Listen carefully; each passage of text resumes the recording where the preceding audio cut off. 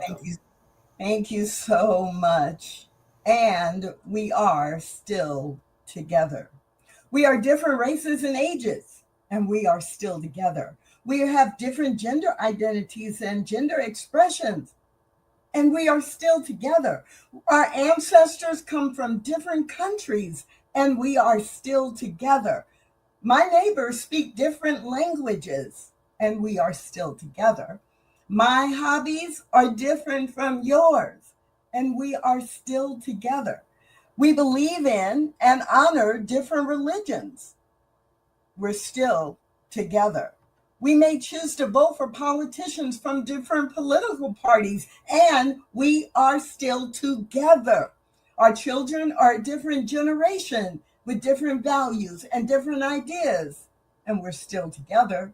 We work in different professions in different times of day and different expectations, and we're still together. The ways we learn and process information are different, and we're still together. We are still together, expressing, expanding, and evolving life. We are still together despite unending efforts to separate us. We are still together, committed to studying and practicing universal principles of harmony, love, unity, peace, and joy. We are still committed. We are committed to love. Whew.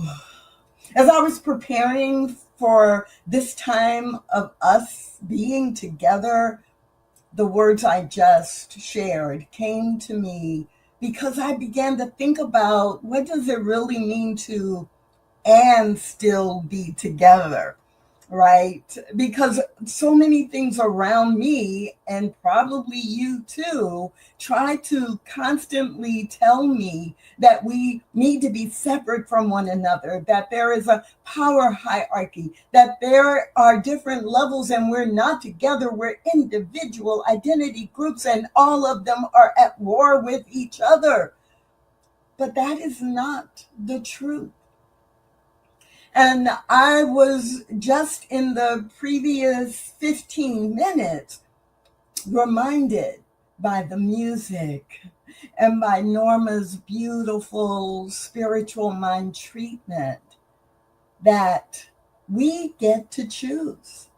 We get to choose whether or not we attach ourselves to separation and division, or whether we choose instead to be together. So this month, throughout Centers for Spiritual Living, the global theme, as you probably know, is in living color. And many of our member communities around the globe are joining us as we focus this week on we are still together. And so for me, that basically goes back to a belief that is so strong within me that diversity is a divine idea. Meaning it is an idea of the divine. It is an idea of the creator that has created all of life. It is a divine idea, an absolute idea that has nothing to do with choosing it. We don't choose diversity. Diversity has been created by the creator, creating different kinds of people and different environments and different identities. That it's a divine idea. But too often I have heard people within CSL who study and practice science of mind say things like, well, Tracy, if we believe in oneness, why do we even need to talk about diversity? Maybe you've asked that question. Maybe you've been asked that question. But in general, people who ask this question are confusing oneness with sameness. They are not the same. Oneness represents our connection with the source that has created us. I am of that one. And everything and every person, but all of creation that has been created by this one source of life experiences oneness with that source. Sameness would mean that every one of us was exactly the same. So we share in common our source of life, but Ernest Holmes reminds us that the universal mind creates all knowledge and is ever expanding. Spirit experiences life through each one of us. No two of us is the same. Repeating, Ernest Holmes, quote, "The universal mind contains all knowledge and is ever expanding. Spirit experiences life through each one of us, and no two of us are the same." End quote. But even if you understand that, you may still be unclear about why we, within Centers for Spiritual Living, are deeply committed to building spiritual communities where oneness does not require sameness. And what I hope to share with you through my comments today are some of the basics that you can take in if you don't already know them, so that you can respond anytime you are asked that question. Or if you already know them, that you, like me, are being reminded in this time we share together today that our commitment to being inclusive and to valuing the diversity that is in humanity, it's not about being politically correct. It is not about pushing a partisan agenda. It is completely about recognizing the face of God in every person and then practicing unbound love in our actions, not just our words. So I believe diversity is a divine idea. It is not an accident. And one of the things that I actually have on the wall in my bathroom so that I'm reminded every day is a quote from my book, Stained Glass Spirit, Becoming a Spiritual Community Where Oneness Does Not Require Sameness. Here's the quote. "Ignoring the beauty and value and uniqueness of different types of people is the equivalent of ignoring God and refusing to see all the ways that God shows up as humanity. We don't do that with dogs. We don't do that with flowers. We don't do that with the trees or clouds or spices or nature or art. So why would we do it with humans?" End quote. Ignoring the beauty and value of uniqueness of different types of people is equivalent to ignoring God and refusing to see all the ways God shows up as humanity. We don't do that with dogs or flowers, trees or clouds or spices or nature or art. So why would we do it with humans?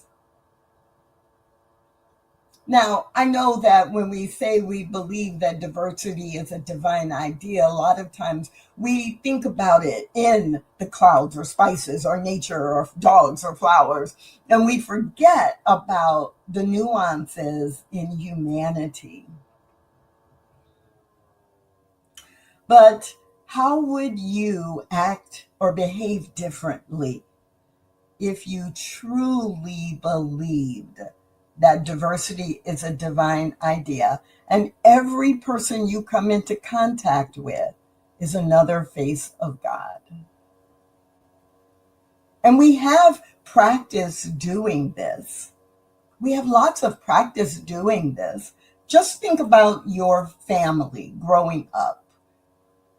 Birth family, adopted family, family of extended family, a family, friends, but especially biological family or adopted family when you were growing up. Now, maybe you're like me. I grew up with two sisters and two brothers, and the five of us all came from the same biological source in this case, but we could not be more different. Literally, all five of us were different. Now, there were, some similarities in some ways. One of my brothers and I were both left-handed, and the other three were not. We went to different schools. We were in very different age groups because there were big gaps between me, the youngest, and my oldest brother, who's 14 or 15 years older than I was. And I'll just focus on the three girls for a minute. We all came from the same source. We shared a last name, but our first names were different. We all had very different preferences, ideas, and styles. I was an introvert. One of my sisters was an extrovert. We had different things that we liked to do. And as we grew up, that didn't change. So it wasn't always easy. And I don't know how my parents did it, but they encouraged us to be our individual selves. There were rules that we all had to apply, had to live within, just like in society, right? We all sign up when we get our driver's license to stop at red lights, right? Or it would be chaos. We all, have accepted different rules of our neighborhood or our workplace or the community or our nation. And at the same time, we're still individuals. And so when I remember that, it's really easier for me to say, oh, that's right. Oneness is my connection with my spiritual source, but that does not require sameness. It's impossible for there to be sameness because we teach and know every individual is a unique emanation of that which has created all of life. So I just think of my sisters. What can you think of in your life or your experience? Is it family members? Is it a work group or a sorority or fraternity that you're in where there are commonalities, but the diversity in each person contributes something to the total? However, I am not in denial. I understand that multicultural can be messy, or engaging with in an authentic, honest, and deep way with people who are different from you can be messy. It is a part of the human experience. And that is why I constantly return to my spiritual truth to help me navigate the messiness of the diversity that exists, that God created. Does this make any sense to you? Like, can you relate to that in your own life? So no matter where we are, where we go, who we are, we can never only be with people who are like us. So what happens? It's uncomfortable. Sometimes we're confused. There's miscommunication. There's stereotypes. There's stories we make up. But we have to remember, we are all a part of one life, even though we each have our own life. We are all a part of one life, even though we each have our own individual life. So we must be willing to stretch. We must get comfortable with being uncomfortable. And when you are first uncomfortable and you recognize it, you have a choice. You can run away, you can build walls, or you can become more comfortable by leaning in. And it can be a little messy. But you probably already have the skills to do that. I mentioned my sisters because part of what has helped me become comfortable with being uncomfortable have been recognizing I learned how to have very difficult conversations. I also learned that sometimes I didn't have to have a conversation. I just simply needed to accept that this sister is not me. And I still love her. And I still respect her.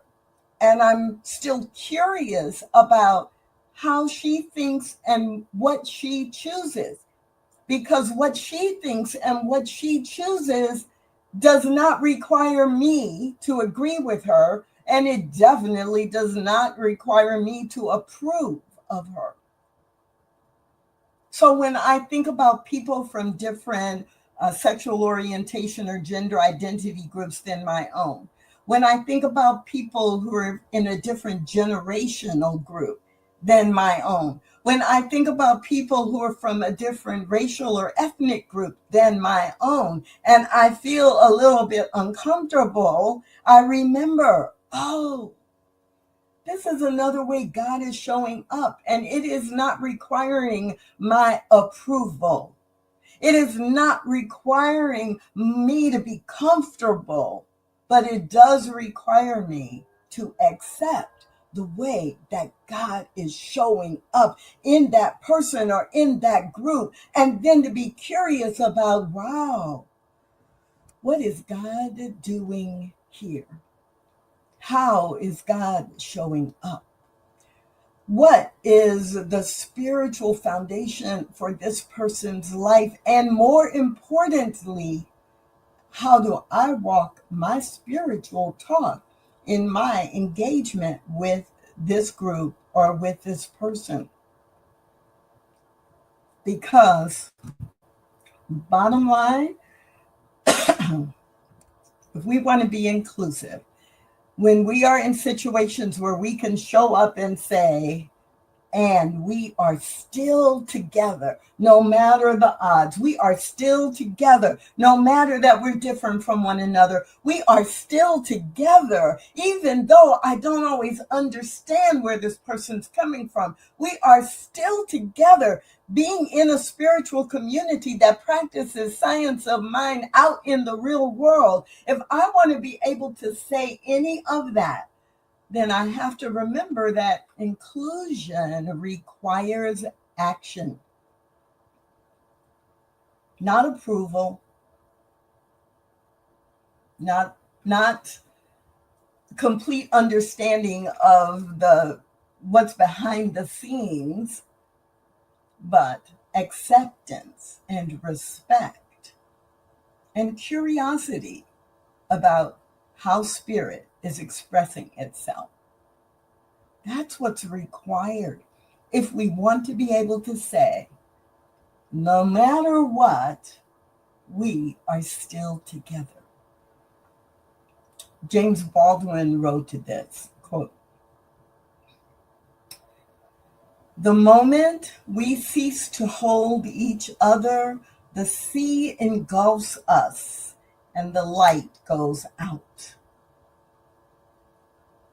The moment we cease to hold each other, the sea engulfs us and the light goes out."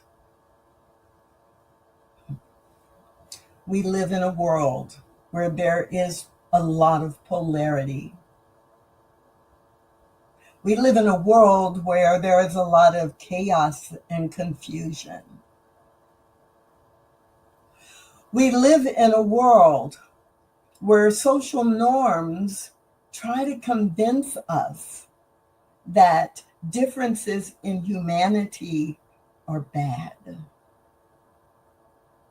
But we who study and practice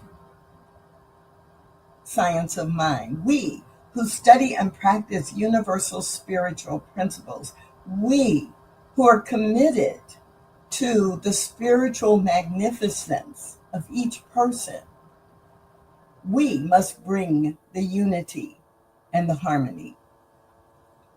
We can't wait for somebody else to do it, because if we want to be able to say, And we are still together no matter what, still together to create a better world, still together to learn more and to be more, still together so that we all grow and prosper. Then it's up to us to accept the diversity that God has created on purpose, and to demonstrate the spiritual attributes or characteristics that lead to the expression of unity and harmony, to be the example of love in our communities. And maybe like you, maybe like me, you can go to your family for an example of how many times you have forgiven, how many times you have gone to bat and really taken really strong action to protect your sister or brother, your cousin, your niece, your child. Because love is not just quiet and sweet and, oh, honey, I love you so much. It's not just that. It is also the time when you are so fierce about what you know is true and you are not going to let anyone hurt that person that you care about, because you are standing in love that they deserve to be respected and honored and seen as a whole person. That is love too. And maybe sometimes people say, oh, that's too aggressive, or, oh, you're so angry. No, not when it's motivated by love for that person, or love for that identity group, or love for humanity overall, the kind of love that Jesus represented when he took water from the Good Samaritan. It is the kind of love that is represented when you stand up or go to, maybe you were at the march that Norma talked about, that was peaceful. That was peaceful because it was taking a stand for love and respect, not a stand against polarity. But those two things cannot exist in the same place and time. So you replace the polarity with love. When you are committed by, and your movements and actions are driven by creating love or harmony or unity, then anything unlike it must dissolve, must be eliminated. So you don't have to fight that. You must stand for whatever it takes so that we all can be saying about our family, birth and otherwise, our family of humanity, if we want to really be able to say, and we are still together. It takes action. So I'm really aware that this week, this entire month, with the theme in living color within Centers for Spiritual Living, and this week, as we make a firm, solid, unbreakable commitment to live in a way that allows us to say, and we are still together no matter what, then we must remember three things. One, diversity is a divine idea. And if that's a new thing for you, then I invite you this week to be thinking about, what does that really mean? And if I believed that, would some of my stereotypes and judgments about different groups of people begin to fade away? Two, multicultural can sometimes be messy. So it's time for me to be comfortable being uncomfortable, because that place, when I step outside of my comfort zone, it's my growing zone or my learning zone. And as I learn more, my comfort zone begins to expand. Think back. If you did not grow up in the science of mind teaching, think back to when you first began to get involved.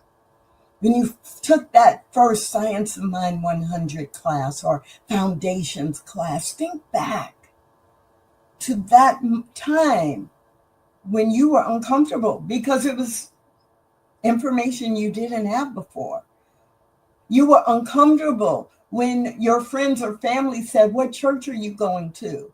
And you knew they were asking you about a Baptist, a Methodist, a Catholic, or a Jewish synagogue or a mosque. They were expecting the answer that they knew from your past. And you didn't know how to talk about. I'm a member of Centers for Spiritual Living, and we teach and practice science of mind, and this is what that means. You were uncomfortable, but you're comfortable now. So this whole idea of multicultural can be messy is something you already know how to navigate because you've done it before. Probably, if you're like me, in many different environments. And then number 3, so number 1, diversity is a divine idea. Number 2, multicultural can be messy. And number 3, inclusion requires action. What action will you take this week and beyond so that you can stand tall and confidently say, no matter what, we are still together? In the global themes suggestions for this week, the author of the notes and outlines for this month, Reverend Casey Taylor from Oklahoma City, wrote these 2 paragraphs. We are invited to move beyond the concept of a safe space and embrace the creation of a dedicated, brave space for healing conversations. This isn't just about comfort. It's about engaging deeply and courageously with one another to foster genuine understanding and connection. A world that truly works for everyone begins with our collective effort to be open, honest, and compassionate. Commit to this transformative journey together, making our space one where courageous conversations are not only welcomed, but embraced as a path to deeper understanding and unity. I invite you to take that in and to find your place of commitment in that process of having difficult conversations and expanding your own understanding of what it means to truly be a representative of the love and the unity and the harmony that we are committed to within Centers for Spiritual Living. And I want to close with an Ernest Holmes quote. He wrote, "We should refuse to be influenced by the appearances of discord and separation, but should always feel the unity of good, the oneness of God, and the solidarity of all life."